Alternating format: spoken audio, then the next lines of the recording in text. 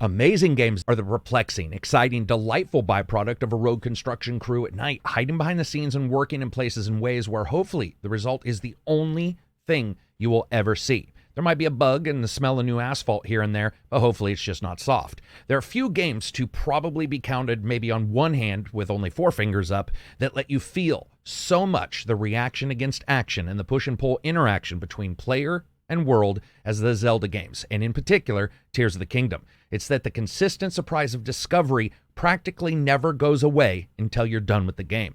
As always, if you like the video, subscribe, spread the word of the channel. You're going to see more reviews coming up here, as well as some more videos on Zelda. I'm going to keep this very low on spoilers because if there's any game in the world that actually wears its story on its very moment-to-moment gameplay, it's Zelda. Now, each action seems to build upon another magical feeling of action and experimentation in this game right from the start. Like a loincloth-wearing Nikola Tesla in a lab of floating islands, with you poking and prodding rocks and bushes, walls, boulders, and enemies to see how they interact. Zelda opens up with Link and the princess delving deep into a cavern, awaking an evil that sets out into the kingdom with a massive cutscene that sets the world into its current and pretty much ruined form. And then the world opens up to you. Maybe even more so than Breath of the Wild right from the start. A story that I liked, but Kingdom is stretched out with you outfitted with a new gauntlet that channels magical powers that you need to use now to find the princess. Exploring this vast world is a tangible moment of being a kid, exploring the backwoods or going places you shouldn't. Those times that bad ideas are forged from, using the heated desire to explore just a little bit more and stick your neck out. Another encounter forges a game like few others ever have. One soaring moment to another, like a child indulged in a night of storytelling that they go to sleep and find becomes real. For a moment, let's discuss the verticality that exists in Zelda. From the chasms you investigate, watching consistently out for the gloom, to the overland itself, stretching in front of you, consistently tantalizing, to the actual sky islands themselves above you. Other than the machines of all kinds that overlay the land and makes the game quite easy to get from point to point and place to place if you need to, not quickly and not without a little bit of trudging, it's probably the best integration of various worlds and travel means that you could get right now on a system. And even though Tears of the Kingdom relaxes at times and does demonstrate more traditional open world mechanics, like towers to unlock information about the landscape, it's just obfuscated enough to allow you to do it without feeling like it's dreary. With each character you meet and challenge you face, you learn more about the world and what's happened after this evil gets out. And while it is, to an extent, somewhat reminiscent of an open golden path with the expected ways to encounter some elements and upgrades certainly optimized, you don't have to do that if you don't want. If you do, you're going to uncover items to protect you from the cold, fire, electricity, and more pretty much when you need them. You're going to learn about creating vehicles, traps, and other means of exploration pretty much when you will use them. Hang gliders, making balloons. The world opens up in a way that almost no other open world game does, or pales in comparison at least. Due to that verticality, which is heightened by the ability to, at will, between heights, experiment with ways of getting up and down, there is something about Tears of the Kingdom that feels 100% unique in the space. The ability to merge any item in the game world is something talked about quite often. It creates a feeling that's hard to define and even harder to find a problem with. The ability to merge lets you grab multiple items and put them together. Attaching a rock to a stick makes it not only hit harder, but makes the stick more of an adequate weapon in a pinch. And you haven't seen a cracked rock that sucker cannot bust through. Another concoction is arrows. You can change the way that they work by adding wings to them, making sure that arrow's length of flight is even longer. The entire way the game plays is surprising, but almost irresistibly interesting. Just to give you some examples, I've engaged in the way of playing this game in ways that I'm absolutely sure have not been replicated by others.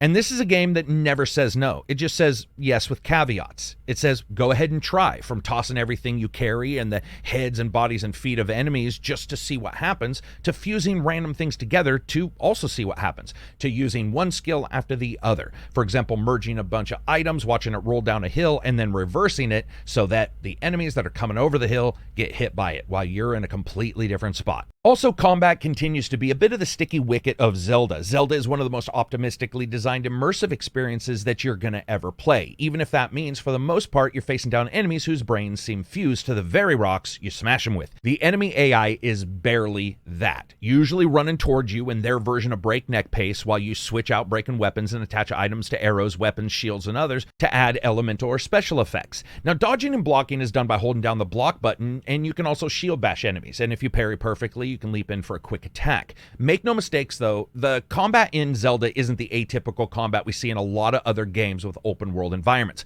where skills and combos are added onto, well, more skills and combos, making the character themselves more dangerous. Here, for the most part, health and stamina are the bread and butter, with both added to you as you take on temple challenges and get armor upgrades or make recipes and foods and better weapons. And the weapons continue to have the graham cracker stability, consistently threatening to make your sword, stick, axe, or otherwise crumble against even the smallest series of hits. It is what it is, and if you didn't like it in the original, it's going to be here, but no real difference. Swinging swords in the basic combos takes out single and group enemies. They get more and more unusual as you continue to progress deep into the kingdom, or deep into the land itself. Finding better basic weapons and making your own weapons does allow for you to take down the bosses that you find throughout the game world, and it'll have you tear-assing through the landscape on a wagon. But here, instead of just being made of wood, it's made of wood and rock and blocks and magic and just a little bit of hope. Every interaction is that kind of trade-off between experimentation and demonstration. Do you experiment in the thick of battle, or do you demonstrate that you've learned the various ways to attack and take out enemies, knowing their weaknesses? Strapping rocks onto swords to break walls so that you can pull enemies down into them is just that one moment, as well as swinging a two-handed sword, taking out everyone in a single swing around you because you put them all in a wooden box that you've dropped from the ceiling. I fought off a group of enemies by making a trap, fusing items into a makeshift corner, then running out and rolled a rock down into the opening. It didn't work. It didn't hurt him enough, and I died from an errant hit. So I tried it again, this time instead setting it up so I could just close off the walls into a box, the enemies stuck inside, and then smash them all from above. Let's just say, fusing bombs to rockets to spears works. I killed a series of bad guys by turning 2 logs into a spinning, twisting log roll of death, then reversed it to kill more who were running towards me from behind. I placed a bunch of planks together, put some jets on them, and fused the box shut, hit the engines, and sent those enemies flying. We still have no clue where they are. Between that and taking jobs, reporting for the news, helping wagoneers out of holes, and, oh yeah, saving the kingdom, Tears does cover a huge gamut of activities.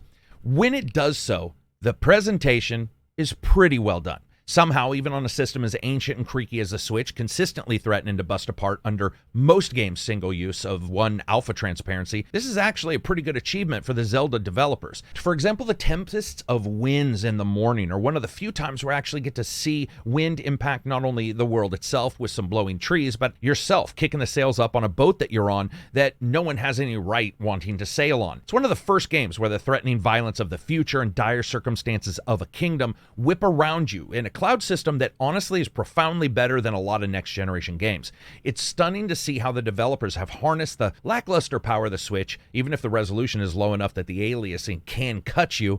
However, performance is not always spot on. Sometimes the inevitable question is going to come up, and that is, does the aging hardware of the Switch impact Tears of the Kingdom? And I can say with a resounding yes. Yes, it really does. It's also got a huge amount of pop-in or low detail textures and more problems that sort of crop up, especially as you get later in the game. But we knew this might happen. The Switch teeters at times on the edge of being overwhelmed by what the devs are actually asking it to perform, shown many times by that pop-in or some shadow details or some FPS problems and moments of stutter.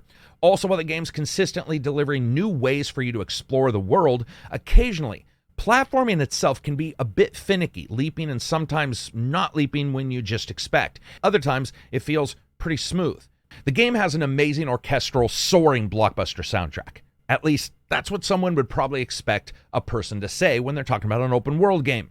But it doesn't. Just like Breath, before it, Zelda's musical delivery is an odd, wayward, single or couple instrument band, as quizzical as Link himself, and yet replacing swords and shields and magic gauntlet abilities with a couple chords, a stinger, some solo moment that flits up and then, like the player themselves, gets almost momentarily distracted and just wanders off again. The nature of which this soundtrack is at times very staccato. When whimsical patterns play out in the wind, it's rarely ever forefront, but but it's so obvious that it's watching you, like someone's just skipping along beside you. A bard with some kind of hilarious streak who, when you randomly do something odd, plays a dirty little ditty and then moves on. It's hard to really base the music on anything. It's just there as you explore. It's not nearly the huge hand-waving moments, "here I am," that you see and expect in other titles. Harps and pianos and flutes aren't always mixed into their sections, but instead, like someone grabbed a moment of one musician and said, "Hey man, you do the solo here." I think it dramatically helps the game, even though it's a little less listenable just outside of it. The speaking and voice works pretty well. The big issue here with Zelda is that they don't like to use a lot of voices. They're just basically saying one word at the starting of a sentence. That's probably kept the size of the game down, and it's probably kept the cost of the game down. I will say I'm fine with it with this game, but I do believe that full voice-over characters would have added a tremendous amount to this game. I would have loved to have seen that rolled out to pretty much everybody else. Speaking of rollouts, when you're jumping in there and fighting off 3D enemies in a multiple soundscape kind of system, you want to know where they are, and that brings us to sound. This is pretty good 3D sound. It's not necessarily perfect. Remember, you are basically playing on the Switch, and even if you have it docked, it's not really wide when it comes to its sound channels. And there's a lot of enemies that can end up fighting you. The actual sound effects themselves do appear to be really directly mimicking a lot of the stuff that we heard in the original game. There's some tinny audio, especially in some of the samples and the rain, which sounds a little bit more like somebody just saying shh versus actual rain in some of these moments. And that tonk sound that you expect from Zelda when you hit an enemy, I like it. I would like to see it stepped up, but that'll probably be for whatever next system and next game that Nintendo has. How does all this come together as fun factor? Because such a big game, all of these different expanses, the way in which you move could bring you a boring game. It doesn't. And it's very difficult to describe why. It's hard to put into words the elation that you can feel in Zelda, strapping on some concoction that would make the Wright brothers look at it and be like, yeah, nope. It's not a game that actually has a ton of features other games don't. This is profoundly, utterly how Zelda works. Some are going to be like soothsayers out there demanding every game has every feature that this title does because Zelda does it. But that's not how Zelda actually plays. And I feel that that's not really seeing Zelda for what it is. It's showing a general lack of knowledge about their games. All features and activities create a whole, and many features here wouldn't feel amazing in other games. However, here it's sublime. Like the developers decided what should fit and then added more and more. And there were a lot of ideas from other open world games that have got in, but they put their own unique slant on them. And a slant that works here, but isn't necessarily a slant you would want to see on other titles. The feeling of distance traveled, the feeling of a journey here is much closer to The Hobbit and those kind of things versus the D&D movie that just came out. That is tried and true Zelda. So as you guys know, I rate games on a buy, wait for sale, deep sale, or never touch rating scale.